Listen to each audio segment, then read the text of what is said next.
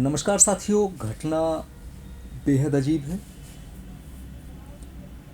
एक युवती जिसकी आयु तकरीबन 22 से 23 वर्ष रही होगी, वो बुर्का पहन कर आती है, पूरी तरह कवर होती है। सोने की दुकान पर पहुंचती है जहां महेश नाम का सुनार बैठा हुआ था। उसका एक नौकर मौजूद था जिसका नाम मनोज था। माफ़ कीजिए, हमने नाम चेंज कर दिए हैं। वहाँ पहुंचती है। पहुंचने के बाद उससे एक चैन और एक हार दिखाने की बात करती है। महेश कुमार सुनार, क्योंकि कस्टमर्स को उन्हें दिखाना उनकी एक जिम्मेदारी भी है, हार और चैन दिखाते हैं। उसी समय वो अपने नौकर मनोज से कहते हैं कि वो उनको पानी और समोसे की व्यवस्था करें। मनोज जी जाते हैं, पानी और समोसे की व्यवस्था करते हैं, किंतु वो युवती पानी पीती है और समोसा खाने से इनकार कर देती है। वो सुनार महेश कुमार को कहती है कि सर आप ऐसा कीजिए, मुझे थोड़ी मिठाई मंगा दीजिए, मैं समोसे नहीं खाती। ठीक है। महेश कुमार अपने नौकर द्वारा मनोज को भेजते हैं, वो मिठाई को जाता है। अब वो युवती खड़ी होती है, इधर उधर ताकना शुरू कर देती है। महेश कुमार पूछते हैं तो वो जवाब देती है कि उसके पति पैसा बाहर करने गए हुए हैं और अभी तक नहीं आए, इसी वजह से वो थोड़ी बेचैन है।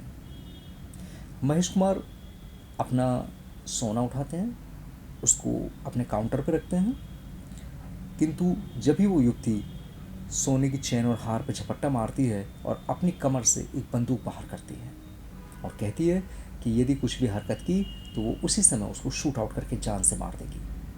और ये कहकर वहाँ से उस हार और चैन के साथ फरार हो जाती है। पीछे पीछे महेश कुमार भी भागते हैं। ये देखकर नौकर भी पीछे पीछे भागता है।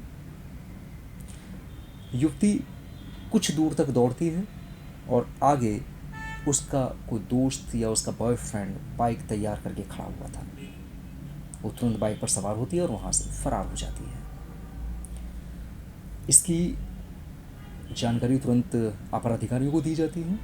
दिन दहाड़े हुए इस घटना से सारे व्यापारी, सारे अधिकारी सुन्न रह जाते हैं। किसी को कुछ समझ नहीं आता। अपर अधिकारी उसी समय 5 टीमों का गठन करते हैं। कैमरों की जांच शुरू की जाती है। प्रत्येक कैमरों को बारीकी से देखा जाता है तो वो युवती जिस बाइक पर अपने फ्रेंड के साथ भागी थी, उस बाइक का नंबर एक कैमरे में पकड़ा जाता है।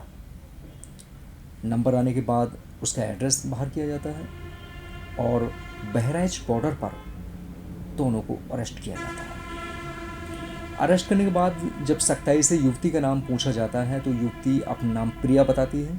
माफ़ कीजिए, हमने पहचान को नाम छिपा दिया है। और वो एक नज़दीकी गांव की निवासी थी जहां पर कि उसका पिता वाहनों को धोने का कार्य करते थे। वो 4 बहनें थीं, जिनमें से एक बहन की शादी हो चुकी थी और तीसरे नंबर की ये थी और 2 बहनें घर पे थीं।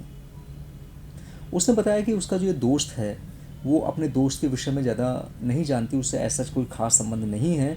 वो सिर्फ़ और सिर्फ कभी कभी वहाँ आता था, इस वजह से जान पहचान हो गई थी। वर्तमान परिस्थिति में दोनों को अरेस्ट करके कारागार भेज दिया गया है, क्योंकि बुरे का अंत हमेशा बुरा ही होता है।